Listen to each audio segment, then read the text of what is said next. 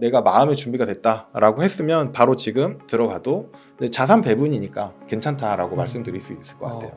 그래서 항상 이런 여러 가지 자산을 섞어서 같이 들어가게 되면 시장의 리스크를 많이 해지할 수가 있는 거죠. 주식 분야에서 미국하고 한국을 택했다 하면 그것도 예를 들면 가장 쉽게 뭐 반반으로 하고 이런 건가요? 예를 들면? 그렇죠.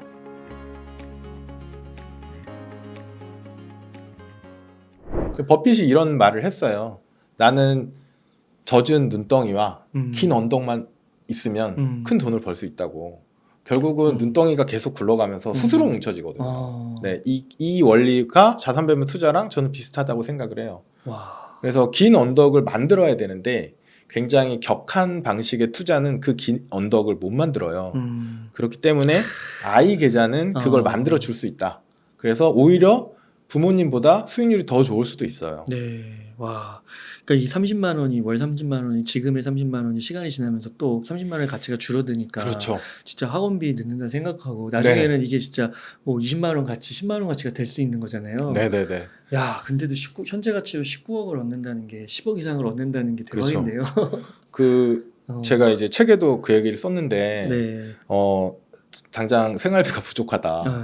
생활비 부족해서 자녀한테 뭐 30만 원 못 만든다라는 얘기들을 많이 하시는데 실제로 책 앞부분에 이제 설명을 드렸는데 정부에서 나오는 지원금이 되게 많아요. 네. 정부에서 나오는 지원금이 되게 많기 때문에 정부에서 나오는 지원금을 아이 계좌에 저축을 해주세요. 네. 아이 계좌에 저축을 해주시면 되잖아요. 그거는 내 돈이 아니잖아요. 그런 식으로 저축을 해주시고 꾸준히 그거를 계속 저축하시는 모습을 만들어주세요.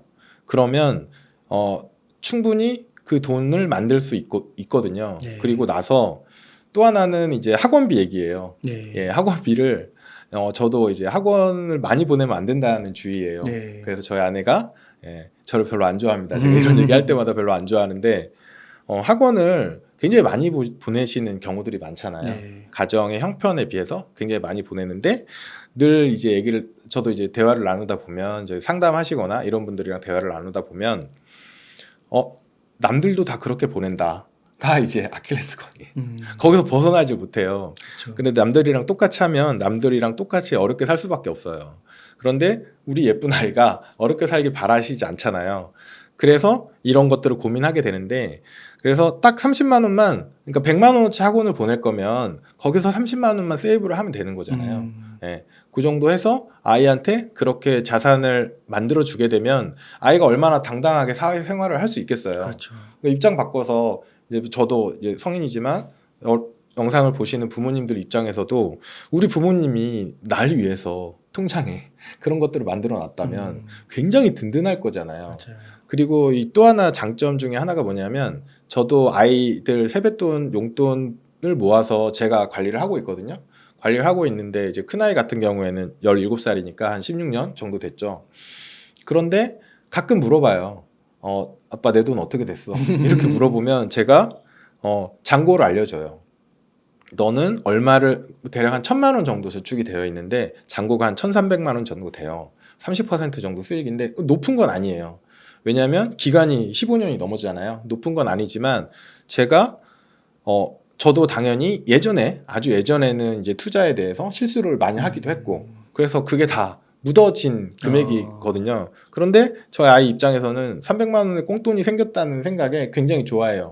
그 다음 질문이 뭐냐면 내 돈이 어디에 들어가 있어? 라고 물어봐요. 네. 자연스럽게 금융에 대한 얘기를 하게 되거든요.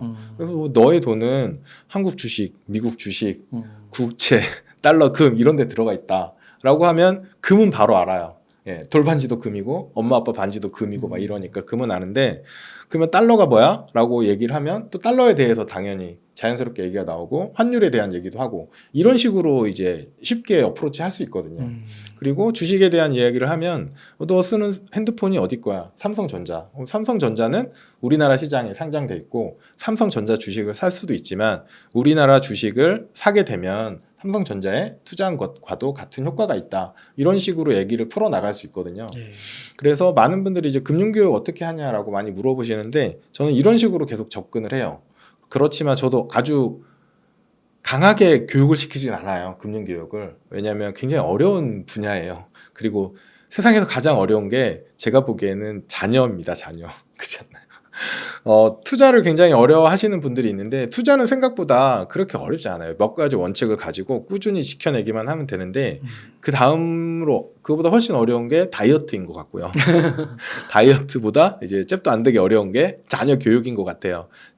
그렇긴 하지만 자녀하고 이제 돈에 대한 이야기를 계속 나누는 거죠. 돈에 대한 이야기를 나누고 그런 감각들을 계속 길러갈 수 있는 굉장히 좋은 그 대화 소재가 되기도 해요. 네. 그래서 저희 큰애 같은 경우에는 몇 년 전에 휴대폰을 바꾸고 싶어 해서 그러면 너의 계좌에서 찾아서 바꿔라라고 했고 그러면 수익 난 것 중에 100만 원을 찾아서 휴대폰을 바꿨죠. 네. 그래서 이제 100만 원이 줄어들긴 했지만 그런 얘기들을 계속 나눌 수 있어서 굉장히 좋았어요. 네. 네. 그러면은 궁금한 게 그 월 30만 원씩 네. 넣는 거 너무 좋은데 근데 그거 막 계속 주면은 네. 그거 괜찮나요? 문제 없나요? 아, 증여 예. 말씀하시는 거죠? 예. 그래서 이제 당연히 돈을 줄 때는 증여 신고를 하는 게 좋아요. 왜냐하면 증여라는 게 지금 돈을 줄 때 증여를 하면 예를 들어서 지금 1,000만 원을 줬다고 칠게요. 그럼 1,000만 원 증여한 거에 대해서 이제 뭐 세금에 대해서 계산을 하게 되는데 세금 계산 방식도 책에 나와 있지만 근데 이게 만약에 지금 증여를 하지 않고 이 돈이 불어났어요. 네. 5천만 원 뭐 이렇게 1억 불어난 다음에 신고를 하게 되면 1억을 증여한 걸로 돼요. 네, 그렇기 때문에 증여를 할 때 신고를 하는 게 맞습니다. 네. 증여를 할 때 신고를 하는 게 맞고요. 그런데 그러면 매달 30만 원씩, 20만 원씩 해주는데 매달 이걸 증여 신고를 해야 되냐? 네, 아닙니다. 매달 안 해도 되고요. 그 한 번에 신고하는 방법이 있어요. 네. 네, 그래서 한 번에 신고를 하면 되기 때문에 네, 그거는 이제 책에 자세한 내용이 있으니까 네. 참고하셔서 하시면 되고, 네, 증여는 해놓으시면 되고 뭐 금액이 크지 않으면 나중에 하셔도 되긴 해요. 그래서 그거는 본인이 이제 증여할 금액에 따라서 이제 방법은 다르게 나올 수 있으니까 그렇게 하시면 되고 또 하나 이제 질문 많이 하시는 것 중에 하나가 부모님 계좌에서 네. 자녀 용돈을 굴려도 되냐 아니면 아이 명의로 따로 개설해 주는 게 낫냐 뭐 이런 네. 의견들이 있으신데 이게 장단점이 있어요. 그 두 가지 방법을 다 이제 설명을 드리긴 했거든요. 부모 계좌에서 하게 되면 계좌 개설하기도 편하고 관리하기도 편해요. 그런데 문제는 자녀 돈에 손댈 수가 있어요. 근데 내 돈에 섞어 들어가면 그런 리스크가 그쵸. 있거든요. 네, 그렇기 때문에 가급적이면 자녀 걸 따로 계좌를 따로 만들어 가지고 내 명의더라도 따로 만들어서 해주시고 이거를 금액이 어느 정도 이상 되면 증여를 해주는 게 낫죠. 그리고 만약에 부모님 계좌로 계속 운용을 했다고 치면 자녀가 대학을 갈 때 등록금 보태준다거나 아니면 생활비, 용돈을 주는 거는 따로 증여 신고를 안 해도 되거든요. 그건 증여로 보지 않기 때문에 그런 식으로 하셔도 되고 뭐 적정 금액이 생기면 그때 가서 자녀 명의로 증여를 해주셔도 돼요.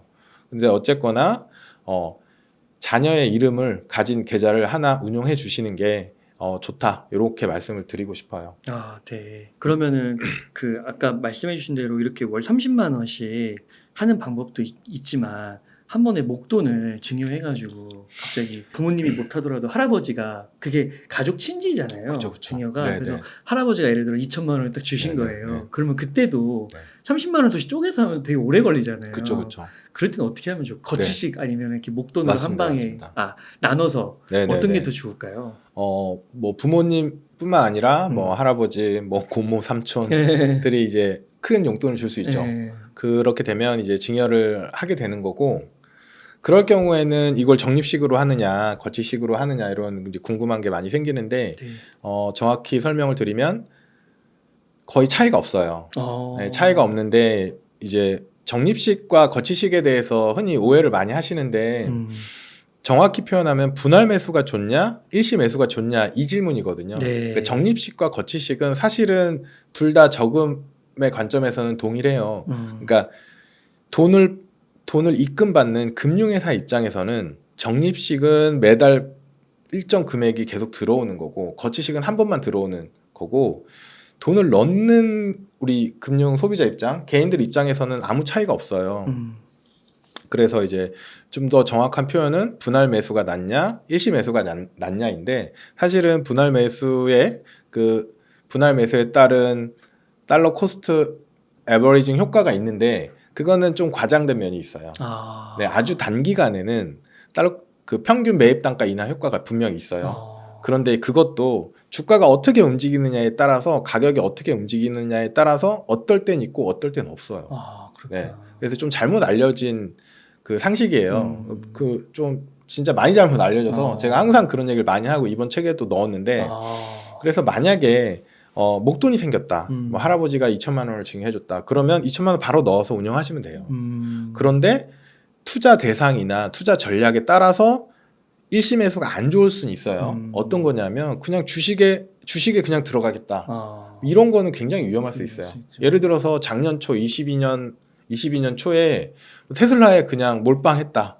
이거 몰빵이라고 보통 표현하잖아요. 그러면 1년 사이에 60-70%가 빠졌어요. 올해 70%가 올라도 전년 들어간 자금 대비해서는 30-40% 마이너스 상태거든요. 아. 그래서 이런 식의 투자를 하시는 분들은 분할 매수가 나을 수 있어요. 네. 하지만 자산 배분 투자처럼 이렇게 부드럽게 우상향하는 그런 투자 전략이라면 지금 들어가는 게 가장 싸게 들어갈 수 있다. 아. 네, 그래서 그런 건 바로 들어가시면 됩니다. 아, 그러니까 이게 주식 몰빵이 아니라 네, 아까 말씀해 주신 대로 주식, 채권, 대체 투자를 퍼센트로 나눠서 네네. 들어가기 때문에 괜찮다. 맞습니다. 아, 네. 그럼 예를 들어 333이면 그냥 2천만 원을 뭐 333으로 그렇죠, 나눠서 그렇죠. 넣어버리는 거군요. 네, 맞습니다. 그렇게 되면 아.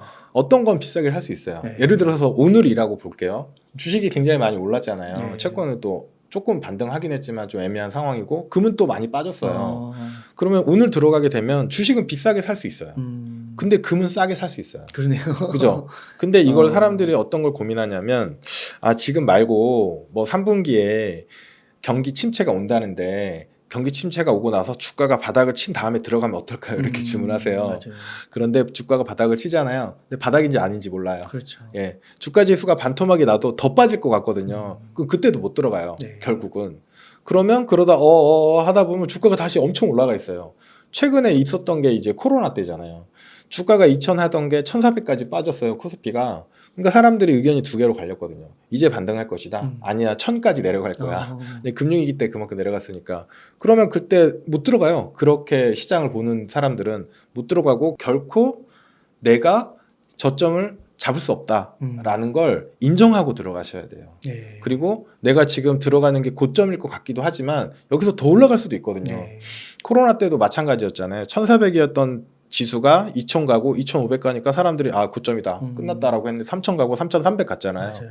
그래서 그걸 예측하려고 하는 것 자체가 굉장히 무의미한 행동이라서 내가 마음의 준비가 됐다라고 했으면 바로 지금 들어가도 자산 배분이니까 괜찮다라고 말씀드릴 수 있을 것 같아요. 그러면 아까 주식하고 채권하고 같이 빠지는 경우 있잖아요. 네. 그게 뭐 역사적으로 몇 번 없었다고 하는데 그런 그쵸. 경우는 어떻게 해야 돼요? 네, 그것도 마찬가지예요. 네. 왜냐하면 주식과 채권을 같이 들어갈 때 네. 주식과 채권으로만 된 포트폴리오라면 굉장히 위험할 수 있죠. 네, 굉장히 많이 빠졌겠죠. 그런데 주식과 채권만 갖고 가는 게 아니라 여기에 달러라든지 골드 이런 대체 투자 자산까지 섞어서 들어가게 되면 주식 국채는 같이 빠졌어요. 그런데 금도 올랐고 작년에 달러도 올랐잖아요. 얘네들 가지고 싼 주식 국채를 더 살 수 있는 네. 이런 준비가 되는 거거든요. 그래서 항상 이런 여러 가지 자산을 섞어서 같이 들어가게 되면 시장의 리스크를 많이 해지할 수가 있는 거죠. 네. 그렇게 해서 마음 편하게 네. 투자해서 꾸준히 긴 게 갈 수 있으니까 네. 복리의 효과를 누리는 거군요. 그리고 이런 설명을 아무리 드려도 음. 계속 시장의 그 흐름을 눈여겨 보시는 분들이 있어요. 그렇죠. 그 네. 공부하시고 뭔가 맞춰보고 싶고 할 수 있을 것 같고 네. 그렇게 공부하시는 건 전 나쁘다고 생각하지 않는데 네. 이 계좌를 좀 나눠 놓으라는 거죠. 네. 예를 들어서 지금 말씀드린 I 계좌는 자산 배분으로 굴리시고 혹은 본인의 연금 계좌는 자산 배분으로 굴리시고 본인이 하는 이런 어떤 액티브한 액션 사고 팔고 시장에 들어갔다가 시장에서 나오고 이런 것들은 일반 계좌에서 하셔도 되잖아요. 네. 그런 식으로 해서 2년, 3년, 5년을 지켜보시면 나한테 맞는 투자가 어떤 건지 좀 보이실 거예요. 네. 그때 가서 자기의 투자 방식을 좀 바꾸셔도 되기 때문에 좀 나눠서 접근하시는 것도 괜찮다. 네, 좋습니다. 그러면은 이번에는 책에서 투자를 망치는 선입관 바로잡기에 대해서 알려주셨는데 이것도 한번 설명해 주시면 좋겠습니다. 네, 보통 많은 분들이 제일 많이 듣는 얘기고 제일 많이 오해할 수 있는 게 우량주의 장기 투자라는 말이 있어요. 그래서 뭐 많은 전문가들도 많이 얘기하는데 우량주를 사서 모아라. 음. 그리고 대장주는 망하지 않는다. 뭐 이런 얘기 굉장히 많잖아요. 네. 그런데 이게 문제가 뭐냐면 사전에 찾아보면 우량주라는 게 배당도 많이 오르고 가격도 오르는 그런 회사를 말해요. 네. 그런데 이게 다 사후적인 얘기거든요. 예를 들어서 삼성전자가 우량주냐라고 하면 모두가 동의할 거예요. 저도 동의하고 다 동의하지만 20년 전에 삼성전자가 우량주냐라고 했을 때는 퀘스천 마크거든요. 그러면 지금 우리가 아무도 관심 없는 어떤 회사가 지금 굉장히 성장하고 있을 수도 있어요. 그러면 이 회사가 10년 후에 20년 후에는 엄청난 우량주가 되어 있을 수 있는데 지금은 아무도 모르는 거예요. 그래서 우량주라고 알려져 있는 것들은 사후 확신의 편향일 수 있다라는 거죠. 그런 걸 좀 주의를 해야 되고, 그리고 우리가 알고 있는 우량주를 이제 사서 모으라는 얘기가 있는데 그것도 이 뽑기가 잘 돼야 돼요. 예를 들어서 이제 서학개미 분들 많으시잖아요. 그 미국에 있는 우량주들 뭐 애플, 마이크로소프트, 구글, 뭐 테슬라, 메타, 엔비디아 이런 회사들이 있잖아요. 근데 올해 엔비디아가 뭐 150% 이상 엄청나게 올라주긴 했는데 다른 애들은 그렇게 오르진 않았거든요. 그럼 만약에 작년에 주가 빠질 때 난 엔비디아가 진짜 우량주가 될 걸 알아 라고 해서 작년 말에 엔비디아를 샀다. 이분은 굉장히 돈을 많이 벌었겠지만 다른 분들은 전혀 다른 결과를 가져온 거거든요. 결국은 사후 확신 편향일 가능성이 굉장히 높다. 그리고 시가총액 상위주라고 해서 무조건 우량주냐? 그건 좀 퀘스천 마크예요. 지금 우량한 회사를 사는 게 아니고 앞으로 나한테 돈을 벌어줄 회사를 사야 되잖아요. 이건 좀 다른 문제다라는 네. 관점에서 한번 접근해 보시면 좋을 것 같아요. 네. 지금은 아무도 삼성전자나 애플 같은 회사가 망할 거라고 아무도 생각하지 않죠. 네. 저도 마찬가지지만 그런데 10년 전, 20년 전에 그런 시가총액 상위주들이 지금 아무도 모르게 사라졌거나 네. 시가총액이 굉장히 낮아진 회사들도 굉장히 많거든요. 그래서 내가 어떤 거 하나를 딱 집었는데 그게 대박이 날 가능성에 대해서 좀 고민을 많이 해봐야 된다. 이런 말씀을 좀 드리고 싶어요. 그러면은 약간 그 계속해서 이렇게 아이의 계좌에서 굴릴 만한 걸로는 네, 개별 종목보다는 ETF 같은 걸 추천하시는 건가요? 네 맞습니다. 네, ETF를 추천드리고 왜냐하면 지금 ETF에서 자산을 배분하는 ETF를 가지고 자산을 배분하는 것도 어렵잖아요. 네. 근데 개별 종목을 고른다? 그 정말 어려울 거라고 생각이 들어요. 왜냐하면 수천 개의 종목이 있어요, 우리나라에만. 미국에는 더 많은 종목이 있고 글로벌하게 가면 뭐 상상을 초월하게 종목이 많은데 그걸 어떻게 분석해서 하나를 선택할 것이냐 굉장히 어려운 문제고 네. 그 어떤 전문가도 그거를 말할 수 없을 것 같아요. 그리고 좋은 주식을 골랐다 하더라도 지금 좋은 거지 앞으로 좋을 거라고 확언하기는 어렵잖아요. 네. 그래서 최소한 시장을 사주면 시장 자체는 꾸준히 우상향하는 모습을 보이니까 시장을 사주는 게 좋다 이런 생각을 갖고 있습니다. 네. 그리고 그 또 하나 이제 책에서 언급드린 게 뭐냐면 그 시장에 대한 얘기를 했잖아요. 그럼 대부분 다 미국 시장을 좋아하세요. 그리고 뭐 이런 얘기도 있더라고요.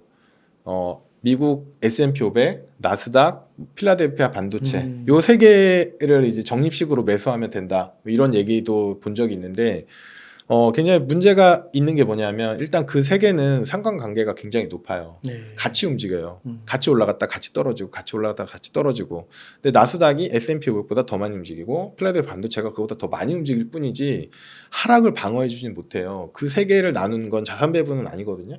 분산이긴 한데 근데 분산 효과도 별로 없어요. 하락할 때 같이 빠지기 때문에. 그래서 그런 문제점이 하나가 있고 두 번째는 뭐냐면 이 셋 다 그냥 미국 시장이에요. 그래서 저한테 질문하시는 분 중에 아니 미국보다 기술력 좋은 나라가 없지 않느냐 그러면 미국의 나스닥 기술주들은 앞으로도 계속 좋지 않겠냐라고 말씀하시는데 10년 전에도 미국의 기술력이 전 세계 1위였고 20년 전 30년 전에도 1위였어요. 네. 그렇죠. 그래서 그러면 그 기간 동안 미국 나스닥이 계속 올랐냐 그건 아니거든요. 2000년 IT 버블 꺼지고 나스닥이 회복하는데 10몇 년이 걸렸어요. 그때 가격을 회복하는데 걸렸고 지금 최근에 이제 버블이다 아니다 얘기가 많은데 2022년 하락이 버블이 살짝 깨진 것 같아요. 살짝 꺼트린 것 같은데 아직도 버블이다라는 의견도 많거든요. 맞아요. 그래서 또 어떤 분들은 미국 시장은 이제 지난 10년 동안 너무 많이 달려왔고 버블이 너무 심하다. 그래서 앞으로 5년, 뭐 10년 동안은 별로 안 좋을 수 있다라는 얘기를 하는데 앞으로 5년, 10년 동안 미국이 안 좋다라는 말을 저는 못하겠지만 최소한 계속 좋을 거라고 주장하는 거를 좀 의심해 봐야 돼요. 음. 그래서 책에도 이제 그런 내용을 이제 써놨는데 뭐냐면 미국이랑 신흥국이랑 상대 성과를 계속 비교를 해본 거예요. 10년 단위로 잘라봤는데 음. 2010년대는 미국이 신흥국을 11%포인트 앞섰어요. 네. 예, 굉장히 더 좋은 성과를 보였는데 그전 10년에는 신흥국이 더 앞섰어요. 10%포인트 차이로 앞섰고 그전 10년은 또 미국이 앞섰고 1980년대에는 신흥국이 이겼어요.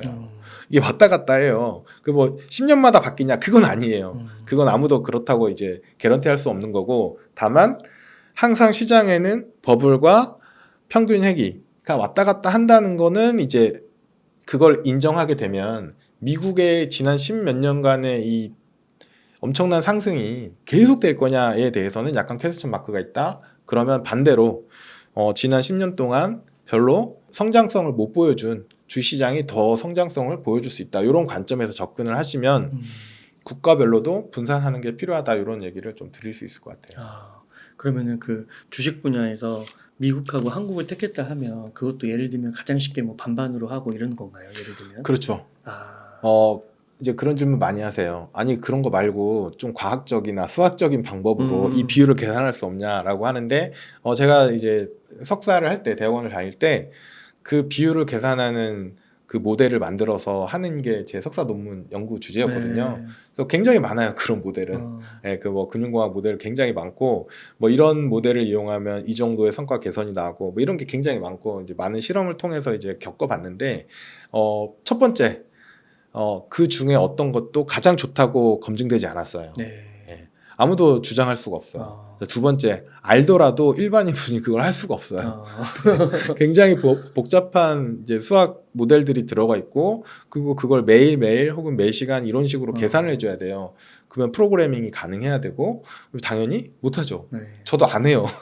연구할 때는 많이 돌렸는데 저도 지금은 적적한 자산 배분으로 그냥 돌려요. 충분히 나쁘지 않은 수익이 나오고 있고 그래서 그런 이제 디테일한 것도 공부를 관심을 갖고 공부하시는 건 좋지만 그거에 너무 얽매이기보다는 기본적으로 잘 분산해 놓으면 괜찮은 성과가 나온다. 이런 거를 이제 잊지 않으시는 게 더 좋은 것 같아요. 네. 그리고 이제 많이 질문하시는 내용 중에 하나가 장단기 금리 역전 때문에 경기 침체가 온다고 하는데 맞아요. 예, 어떻게 생각하냐 이런 얘기 되게 많이 하세요. 지금 그거잖아요. 근데 너 왜 안 오냐? 그렇죠, 그렇죠. 네, 맞습니다. 네.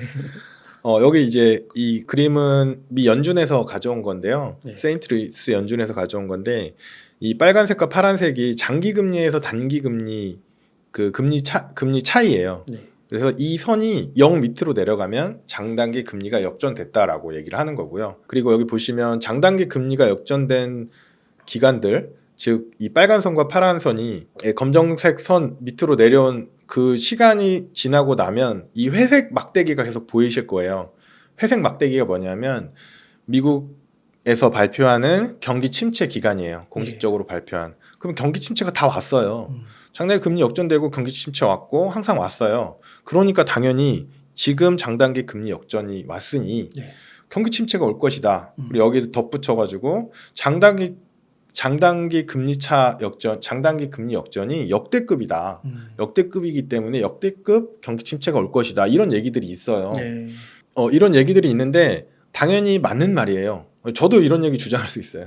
이 그림 그려놓고 보세요. 장단기 역전 왔으니까 경기 침체 올 거예요. 대비하세요. 조심하세요. 이런 얘기를 할 수 있는데 계속 안 오고 있어요.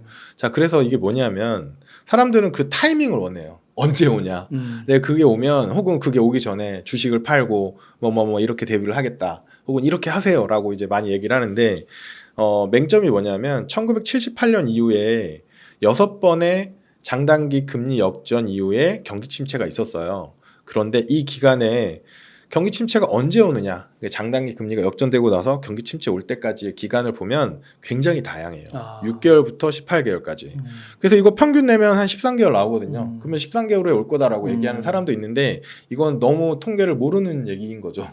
모수가 6개밖에 없는데 그리고 분산이 굉장히 커요. 그래서 이건 평균 내서 말할 수 있는 수치가 아니라고 생각이 들거든요. 그래서 평균 13개월 후에 옵니다 라고 했는데 지금 작년 시작하고 나서 굉장히 많이 시간이 지났잖아요. 그럼 왜 안 오냐라는 질문이 나올 수 있는 거고 뭐 과거에는 제일 긴 게 18개월 후에 온 건데 이번에는 더 다를 수도 있죠. 더 다를 수도 있고 여러 가지 문제가 있어요. 그래서 장단기 금리 그러니까 경기 침체가 언제 오냐에 이제 관점을 가지고 보시면 되게 힘든 시장일 수 있다라는 부분이 있고요. 두 번째 더 재밌는 건 뭐냐면 장단기 금리가 역전되고 나서 주가가 빠졌냐예요. 당연히 빠지는 거 아니야라고 지금 이제 보시는 분들 이제 질문하실 텐데 아닙니다. 네. 자, 경기가 침체된 거지 주가가 빠진 거랑 상관이 없어요. 무슨 말도 안 되는 소리냐라고 하시겠지만 네. 경기 침체하고 주가 하락이 동의어는 아니에요. 일반적으로 스토리텔링은 맞죠. 네. 경기가 침체됐으니 기업의 수익이 안 날 거고 기업의 네. 수익이 안 나니까 주가 빠진 거잖아 라고 그렇죠. 하면 스토리텔링이 맞는데 실제 데이터는 보면 안 그렇습니다. 아.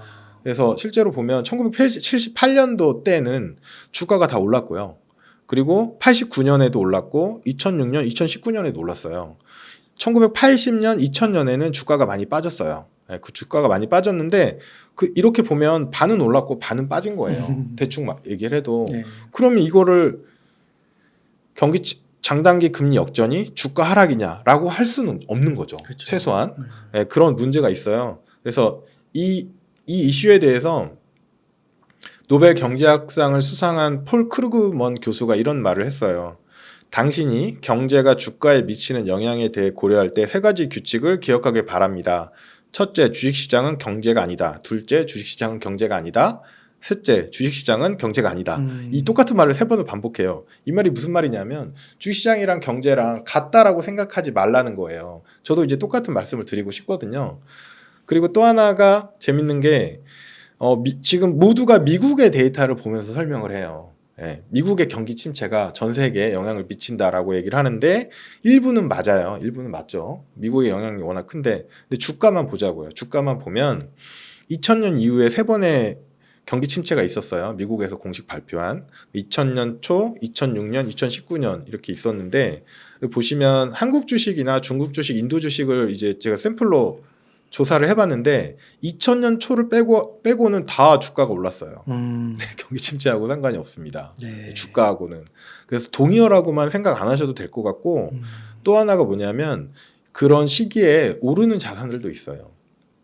그래서 뭐 미국채라든지 네. 금이라든지 경기 침체와 전혀 상관없이 움직이는 자산들이 있거든요. 그래서 자산 배분 투자를 제가 좋아하고 많이 권해드리는 이유가 지금 장단 금리 역전은 이미 기정사실이고 그리고 그러면 침체가 오는 것도 이미 기정사실화되어 있어요. 네. 언제 오냐, 얼마나 세게 오냐를 다 걱정하는데 그러니까 솔직히 얘기하면 내가 가지고 있는 주식이 빠지냐 안 빠지냐잖아요. 내 투자가 손실 나느냐 이게 궁금한 거잖아요. 그러면 이제 좀 더 명쾌하게 좀 볼 필요가 있는 것 같아요. 그래서 저 같은 경우에는 그래서 이 자산 가격들이 그 당시에 그 경기 침체 때 빠졌어, 올랐어 이렇게 분석을 해본 거고 뭐 해봤더니 오를 때도 있고 빠질 때도 있었다. 네.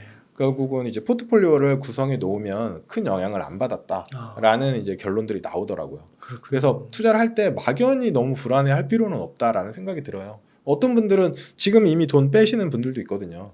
경기 침체 올 건데 내가 왜 투자하냐 이런 생각하시는데 저는 좀 다시 한번 생각해 볼 필요가 있다라고 생각이 듭니다. 그러니까 어떤 자료도 보니까 뭐 365일 가운데서 며칠만 투자를 안 하고 있어도 수익률이 확 준다고 맞습니다. 막 그런 것도 있더라고요. 네네네. 실제로 이제 뭐 통계로 이미 다 나와 있는 데이터들인데 상승장을 몇 번만 놓치면 대부분의 수익을 획득하지 못해요.